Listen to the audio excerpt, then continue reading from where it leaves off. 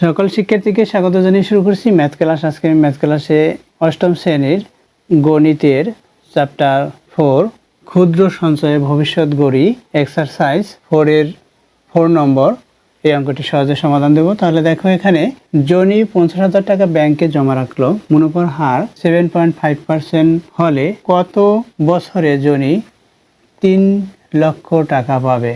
অর্থাৎ 7.5 টাকা যদি মুনাফার হার হয়, কত বছরে 3 লক্ষ টাকা হবে? তাহলে দেখো, লিখি এখানে মূলধন বা আসল যে কোনো একটি লিখতে হবে। মূলধন বা আসল, আসলকে পি দ্বারা প্রকাশ করা হয়। পি ইকুয়াল এখানে 50,000 টাকা। মুনাফার হারকে আর দ্বারা প্রকাশ করা হয়। আর ইকুয়াল 7.5% ইকুয়াল 7.5/100। কত বছরে জনি এত টাকা পাবে? অর্থাৎ 3 লক্ষ টাকা কত বছরে পাবে সেটা আমরা বের করব। এখানে কত বছরে মুনাফা পাবে এত টাকা সেটা আমরা বের করব।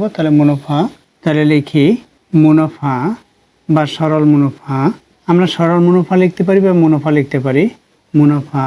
মুনাফাকে আই দ্বারা প্রকাশ করা হয়। আই ইকুয়াল কত টাকা? এখানে 3 লাখ এত টাকা। বের করতে হবে সময়, অর্থাৎ কত বছরে বলেছে। এখানে কত বছরে জনি এত টাকা পাবে সেটা তাহলে লিখি। বের করতে হবে সময়কে এন দ্বারা প্রকাশ করা ইকুয়াল হওয়ার চিহ্ন। তাহলে লিখি, আমরা জানি নম্বর 4, আমরা এগুলো দেওয়া আছে দিয়েও লিখতে পারি। দেওয়া আছে মূলধনকে পি দ্বারা প্রকাশ করে, পি ইকুয়াল 50,000 টাকা, এভাবে করে। তাহলে দেখো, আমরা জানি আই ইকুয়াল কি জানি? সরল মুনাফা। আই ইকুয়াল পি এন আর। এখানে আমরা লিখতে পারি, আমরা জানি সরল মুনাফা আই ইকুয়াল পি এন আর। এভাবে এখানে এই যে প্রত্যেকটি প্রতীক, অর্থাৎ আই, পি, এন এবং আর, এগুলোর মান বসাবো। যেটা আছে তার মান বসাই। তাহলে লিখি আই এর মান কি এখানে? অতএব দেই আই ইকুয়াল হচ্ছে 3 লক্ষ টাকা। পি হচ্ছে আসল বা মূলধন 50,000 টাকা ইন্টু এন হচ্ছে সময়, এটা বের হবে। এন এর কোনো মান নেই।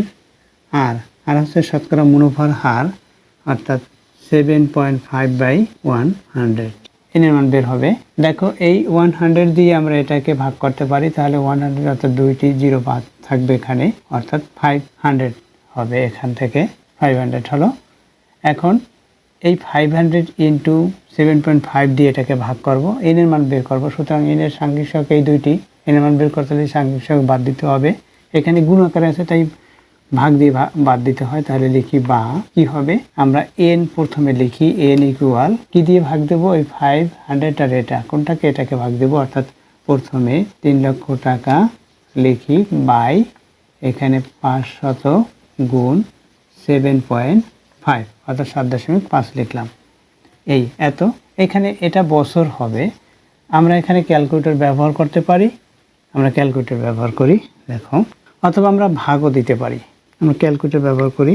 এখানে বাই প্রথমে দিলাম, এরপর হচ্ছে 3 পরে 5টা 0, 1 2 3 4 5, 5টা 0 তুললাম। এরপর হচ্ছে বাই 500, এরপর হচ্ছে ইন্টু 7.5, আমরা ইকুয়াল দিতে পারি হলো 80। তাহলে লিখি কত পেয়েছি? 80 পেয়েছি। এত। এখানে এন হচ্ছে সময় বা বছর। এখানে যেহেতু বছর ছিল, কত বছরে, সুতরাং এটা বছর হলো। অতএব কে জনি 80 বছরে এত টাকা পাবে। কত বছর পরে? তাহলে লিখি অতএব জনি 80 বছরে 3 লক্ষ টাকা পাবে। এটা অ্যান্সার। অর্থাৎ জনি 80 বছরে 3 লক্ষ টাকা পাবে মুনাফা।